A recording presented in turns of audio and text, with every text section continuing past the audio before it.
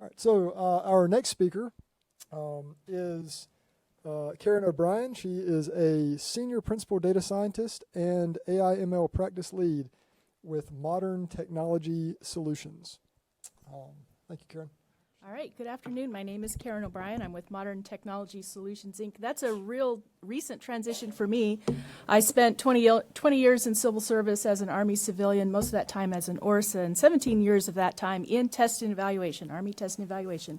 So validation, verification, and accreditation is very near and dear to my heart, and that is the subtext of our presentation today, which is Hypersonic Glide Vehicle Trajectories, and really talking about the role of synthetic data in the world of test and evaluation, and this intersection of T&E and modeling and simulation and generative AI is a fascinating little one, because we know that generative AI is in our world today, and the use cases for it to augment modeling and simulation and support test and evaluation, this is an undeniable reality for us.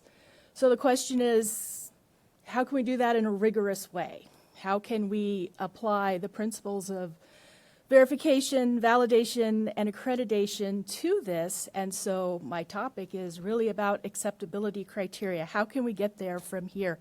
So our motivation for this was a little moment that this is a conversation. These are remarks over 2 years. A year ago, Dr. Craig Martell held an industry day. He was just recently the Chief Digital and AI Officer for the DoD, and he has a role in setting policy and testing tools.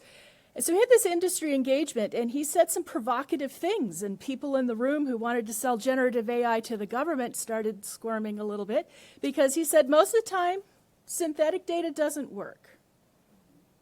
They squirmed.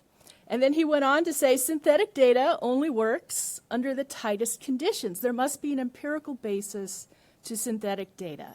So I think the world of test science would kind of agree that's not an outrageous position to have. But it was a very difficult moment for that room full of industry. Most recently at the January symposia that CDAO put on in DC here, someone asked Dr. Martell another synthetic data question. I think they were kind of trolling him a little bit, but true to form, he basically doubled down and said, if you have physics that's so well understood and a, quote, fantastically true physics model, why would you want to use AI to make synthetic data? Well, we think there's a role for that, and there may be a way to do this, and so this is motivation for our presentation today. Why would you use AI to make synthetic data when you do have excellent physics models? So we're going to talk a little bit about a hypersonic glide vehicle kinematic model. Actually, I want to talk about it, but we only have 15 minutes. We do have very deep technical briefings on these, so if you're interested in learning more about our transformer technology and how we're applying it to this regime, we can do that. We have separate presentations on that. So hypersonic glide vehicles. Hypersonic is in excess of Mach 5. They go fast, glide. It's unpowered glided flight. And they are gliding things that fly through the air. If you haven't really seen one, or if you're not too familiar with this space, if you think of a little arrow pointer cursor on your computer, imagine that as a gliding thing coming in from very high altitude.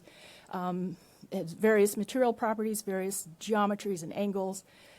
And we'll get into that. We'll talk a little bit about synthetic data generation in general and how AI plays in that, and how we can build this transformer-based kinematic model, and then have hopefully how much conversation can we do in 15 minutes? But we could certainly talk more outside the room.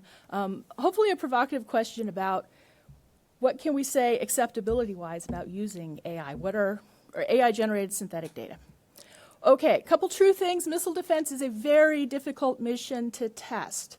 And that's probably a good thing that we don't have hypersonic glide vehicles flying all over the place. So most of this is done in laboratories, hardware in the loop facilities, and modeling and simulation. Modeling and simulation is used at every step in the life cycle, studying these things, building them.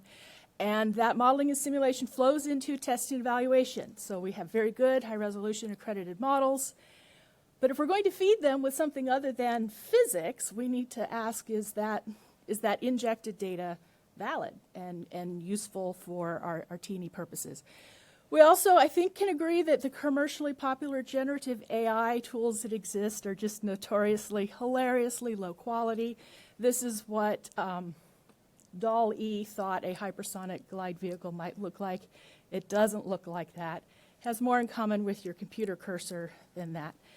So how can we leverage this technology? And so our position is that a very narrowly defined physics-based generative AI application can support M&S and T&E in a rigorous and valid way. And so ultimately, that's what we're going to try to show. So the hypersonic kinematic model is not your high school physics example of a cannon shooting a cannonball into the air, a nice little trajectory, and there's gravity, but there's no friction.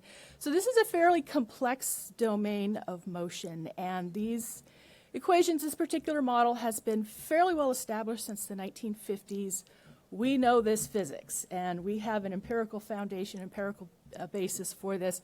This is not all of the equations, but these are the ones that we run as a system of equations. We calculate these 1 per second, so we do a numerical integration once per second, unless it's maneuvering, and then we do more than 1 per second.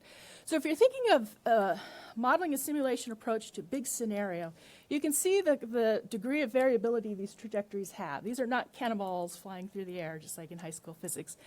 And so it's not unreasonable to need thousands, hundreds of thousands, even millions of sample trajectories to run through your simulations in order to truly understand the scenario that you're trying to model. Thousands, hundreds of thousands, millions? When these things fly for 20, 30, 40 minutes, once per second, this is computationally intensive. So why would we want to use generative AI? Speeding this process up would be one. So here's some sample plots from trajectories. On altitude, you see that really interesting fugoidal motion that's very characteristic of HGV trajectories. You can see some patterns in the velocity as that moves towards zero over time. Acceleration's a bit of a mess, that's normal, but we're really looking for, you can see the structure here, and we can train a model to learn that structure and then generate new trajectories that have those same characteristics. So I'm going to use an analogy. So if you have data, you can fit a model to it. This is a data model. We do this all the time. And then you can describe the characteristics of that distribution and literally write that information on a sticky note. Write down the mean, write down the skew, write down the kurtosis, slip it in your notebook, take it with you. That model that might represent millions of observations is portable, and it's fast. And then you can sit down at a software tool of your choice and generate new samples from that original distribution with just a tiny bit of information that you can fit on a sticky note.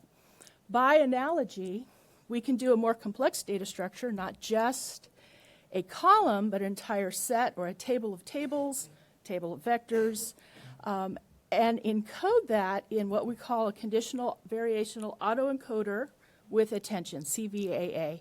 And so the first two steps of the autoencoder, it's a neural net that compresses it down into, compresses the structure into a compressed representation of the training data that we call the latent space. And so this is the little portable piece. This is equivalent to the sticky note. This has all the characteristics of that original training data, and it's portable. So you can snip the strings, plop it into a software application of your choice, and then expand it,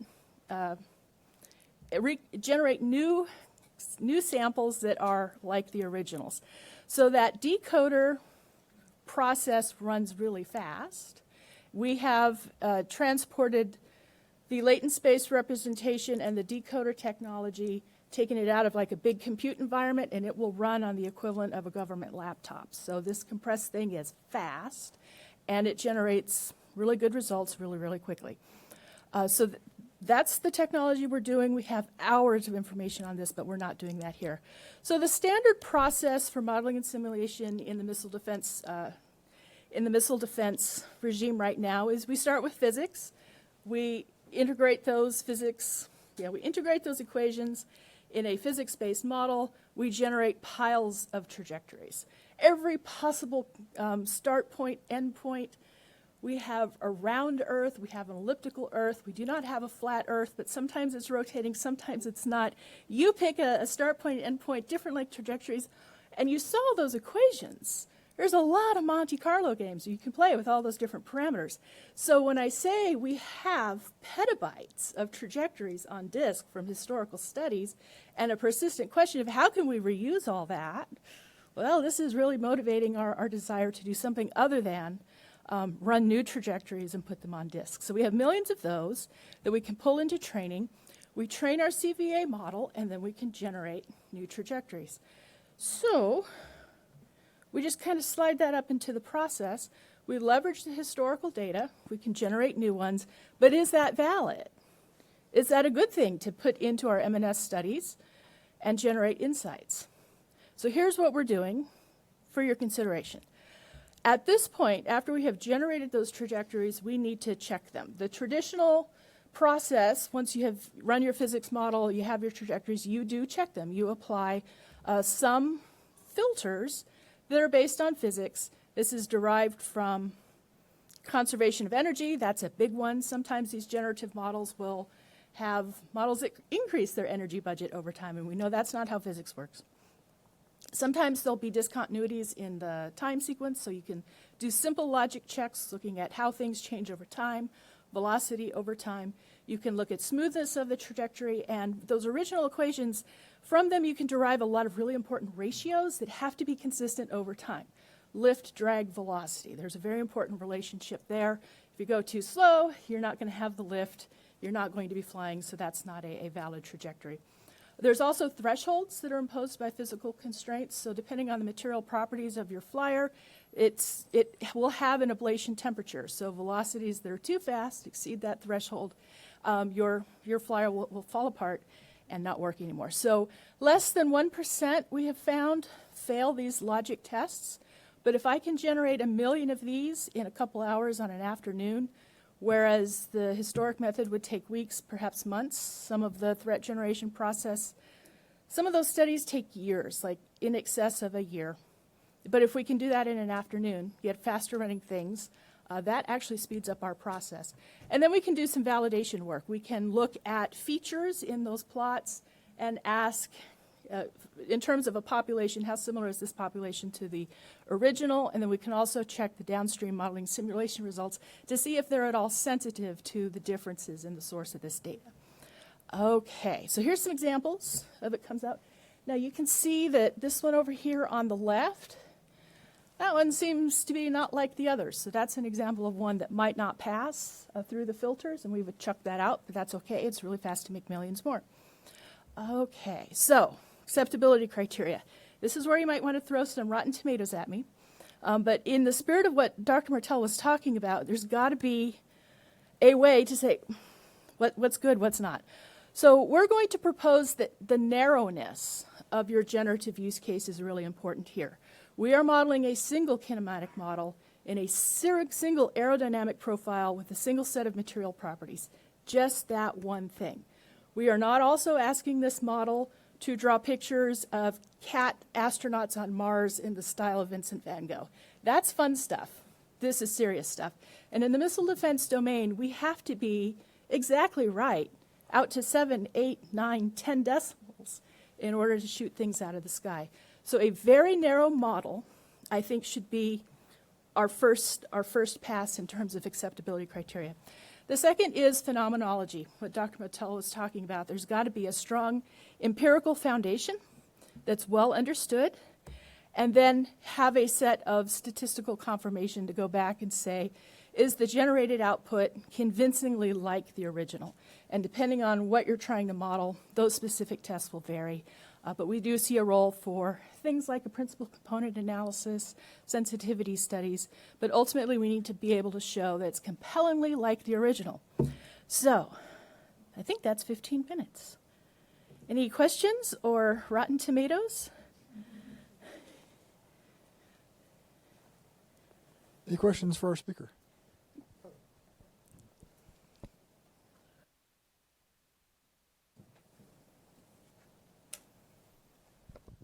Hi, thank you for your talk. So I work on some similar things in hypersonic space, and I was just curious about the model that you're using, the autoencoder.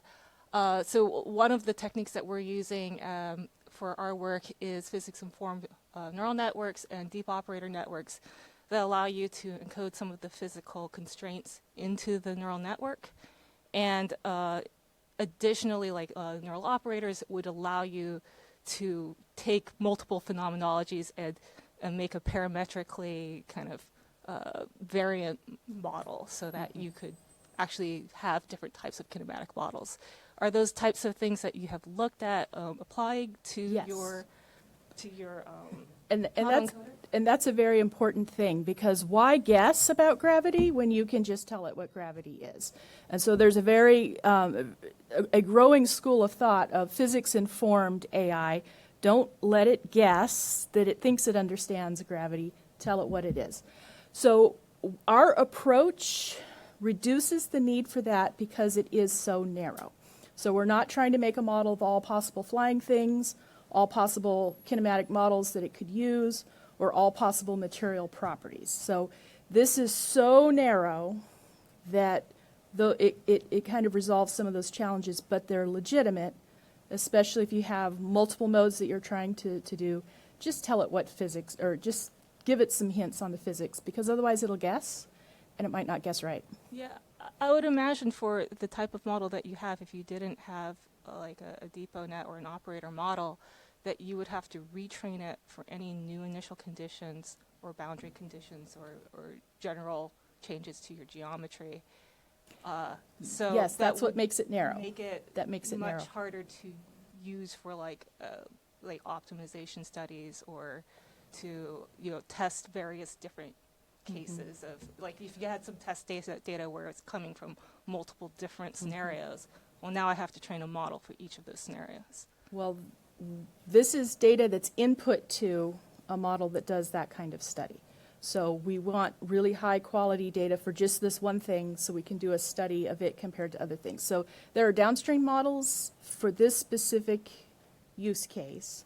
We're not trying to solve what those models do. We're just trying to put high quality input into that. But you make an important point.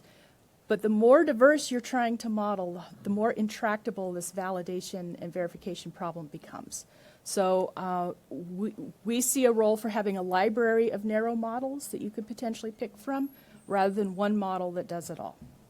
Yeah, I'm certainly not suggesting you have one model that does it all, but like models that have operator properties where you can do function-to-function mappings have proven to actually generalize better and provide results that are more physical. So that might be something worth considering. Certainly, certainly.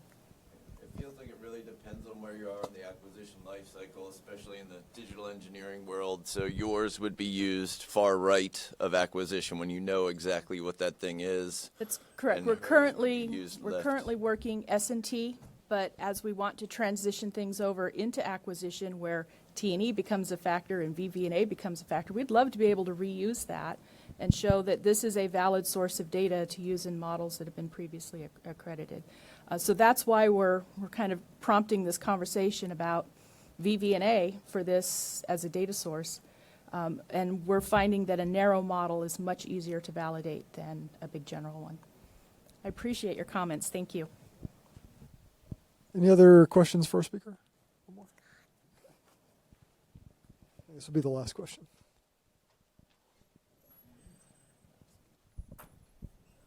It's a wonderful talk. Thanks, Scott. Always good. Have you thought about, right, you're operating in a regime where there's actually some uncertainty in the physics. Have you thought about how you might attach uncertainty to the physics as part of your model? Well, the uncertainty is actually an important part of the M&S studies that we're supporting, and one of the reasons why they want so many different trajectories is they run Monte Carlo studies because they want to accommodate the variability.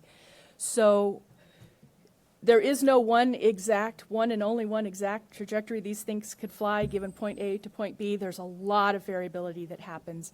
And so if I interpret your question about uncertainty as variability, as it could happen in the world, that variability is understood and it's baked into the requirement for give me 5 million trajectories, because we need to vary a bunch of stuff to cover that uncertainty and make sure the output of those M&S studies take that into consideration. So it's almost a feature rather than a bug. It's part of the design. All right, let's thank our speaker.